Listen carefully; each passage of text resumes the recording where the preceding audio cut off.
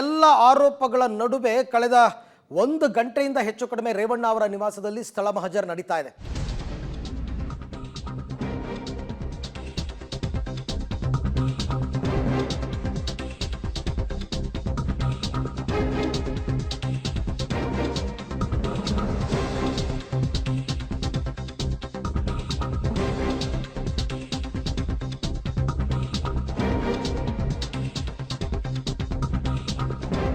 ಕೆಲಸದಾಕೆಗೆ ಮನೆಯಲ್ಲೇ ಲೈಂಗಿಕ ಕಿರುಕುಳ ಆರೋಪದಲ್ಲಿ ಈಗ ಸ್ಥಳ ಮಹಜರ್ ಮಾಡಲಾಗ್ತಾ ಇದೆ.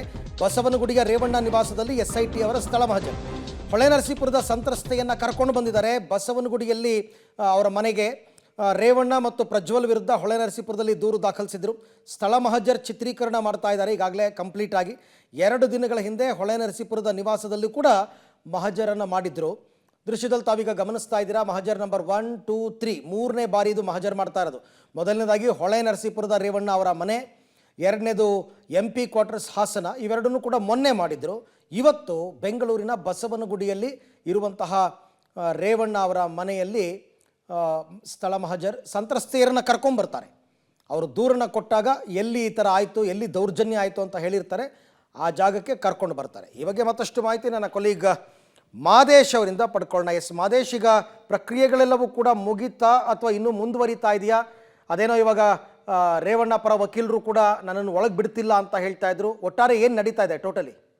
ಅರವಿಂದ, ಈಗ ಅಂದರೆ 2 ಗಂಟೆಗಳ ಕಾಲ ಆಯಿತು. ಅಂದರೆ SIT ಅಧಿಕಾರಿಗಳು ಕರ್ಕೊಂಡು ಹೋಗಿ ಈಗ ಸ್ಥಳ ಮಹಜರನ್ನು ಮಾಡ್ತಿದ್ದಾರೆ. SIT ಅಧಿಕಾರಿಗಳು ಸಂತ್ರಸ್ತೆಯನ್ನು ಕರ್ಕೊಂಡು ಏನೀಗ ಮನೆ ಒಳಗಡೆ ಹೋಗಿ 2 ಗಂಟೆಯಿಂದಲೂ ಕೂಡ ಏನು ಮಹಜರನ್ನು ಮಾಡಬೇಕು ಅವೆಲ್ಲವನ್ನು ಕೂಡ ಮಾಡ್ತಾ ಇರುವಂಥದ್ದು. ಒಟ್ಟಾರೆ ಎಲ್ಲವನ್ನು ಕೂಡ ವಿಡಿಯೋ ಚಿತ್ರೀಕರಣ ಮಾಡ್ತಿದ್ದಾರೆ. ಜೊತೆಗೆ ಆಕೆ ನೀಡುವಂಥ ಹೇಳಿಕೆಗಳನ್ನು ಕೂಡ ಈಗ ಟೈಪ್ ಮಾಡ್ಕೊಳ್ತಾ, ಅದಕ್ಕೂ ಕೂಡ ಪ್ರಿಂಟರನ್ನು ಕೂಡ ತಗೊಂಡು ಹೋಗಿದ್ದಾರೆ ಒಳಗಡೆ. ಒಟ್ಟಾರೆ ಆಕೆ ಹೇಳಿಕೆಗಳನ್ನು ದಾಖಲು ಮಾಡ್ಕೊಳ್ಳುವಂಥದ್ದು, ಜೊತೆಗೆ ಆಕೆ ಏನು ತೋರಿಸ್ತಾಳೆ ಅಂದರೆ ಎಲ್ಲೆಲ್ಲಿ ದೌರ್ಜನ್ಯ ಆಯಿತು, ಲೈಂಗಿಕ ದೌರ್ಜನ್ಯ ಆಯಿತು, ಅದನ್ನು ಕೂಡ ಚಿತ್ರೀಕರಣ ಮಾಡಿಕೊಳ್ಳುವಂಥ ಕೆಲಸವನ್ನು ಈಗ SIT ಅಧಿಕಾರಿಗಳು ಮಾಡ್ತಾ ಇರುವಂಥದ್ದು. ಒಟ್ಟಾರೆ ಈಗ ಕಳೆದ 2 ಗಂಟೆಗಳಿಂದಲೂ ಕೂಡ ಸ್ಥಳ ಮಹಜರನ್ನು ಮಾಡ್ತಾ ಇದ್ದಾರೆ. ಲೈಂಗಿಕ ದೌರ್ಜನ್ಯ ದೂರಿಗೆ ಸಂಬಂಧಪಟ್ಟಂತೆ ಅಂದರೆ ಇದು ಮೊದಲನೇ ಕೇಸು.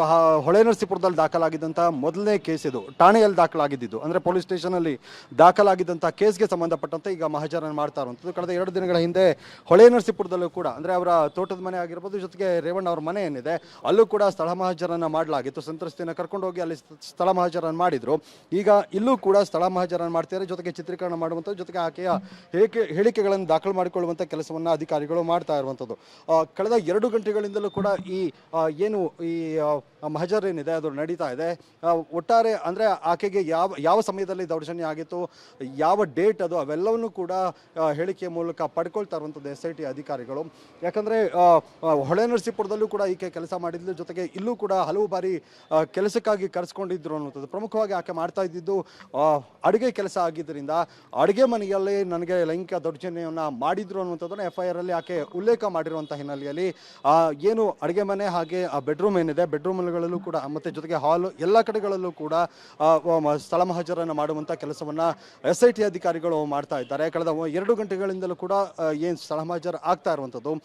ರೇವಣ್ಣ ಅವರು ಹಾಗೆ ಏನು ಪ್ರಜ್ವಲ್ ರೇವಣ್ಣ ಏನಿದ್ದಾರೆ ಇಬ್ಬರೂ ಕೂಡ ಲೈಂಗಿಕ ದೌರ್ಜನ್ಯ ಮಾಡಿದ್ರು ಅನ್ನುವಂಥದ್ದನ್ನು FIR ಅಲ್ಲಿ ಉಲ್ಲೇಖ ಮಾಡಿರುವಂಥ ಹಿನ್ನೆಲೆಯಲ್ಲಿ ಇಬ್ಬರು ಕೂಡ ಒಂದೇ ದಿನದಲ್ಲಿ ಈ ರೀತಿಯಾಗಿ ಲೈಂಗಿಕ ದೌರ್ಜನ್ಯ ಮಾಡಿದ್ರೆ ಯಾವ ಸಂದರ್ಭದಲ್ಲಿ ಮಾಡಿದ್ರು, ಯಾರಾದರೂ ಇದ್ದಾಗ ಮಾಡಿದ್ದಂಥ ಅಥವಾ ಯಾರು ಇರಲಿಲ್ವಾ ಮನೆಯಲ್ಲಿ ಅನ್ನುವಂಥದ್ದು, ಜೊತೆಗೆ ಭವಾನಿಯವರು ಇದ್ರ ಈ ರೀತಿಯಾದಂಥ ಮಾಹಿತಿಯನ್ನು ಕೂಡ ಕಲೆ ಹಾಕುವಂಥ ಕೆಲಸವನ್ನ SIT ಅಧಿಕಾರಿಗಳು ಮಾಡ್ತಾ ಇದ್ದಾರೆ.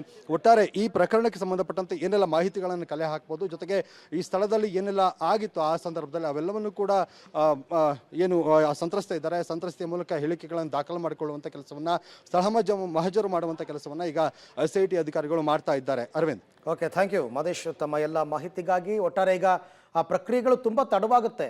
ಹಾಸನದಲ್ಲಿ ಮಾಡಿದಾಗಲೂ ಅಷ್ಟೇ, ಹೊಳೆನರಸೀಪುರದಲ್ಲಿ ಮಾಡಿದಾಗಲೂ ಅಷ್ಟೇ ಬೆಳಿಗ್ಗೆ 10 ಗಂಟೆಗೆ ಶುರು ಮಾಡಿದ್ದು 3 ಗಂಟೆ ತನಕ ಸ್ಥಳ ಮಹಜರಾಗಿತ್ತು. ಇದು ಹಾಗೆ ಮುಂದುವರಿಯೋ ಸಾಧ್ಯತೆ ಇದೆ.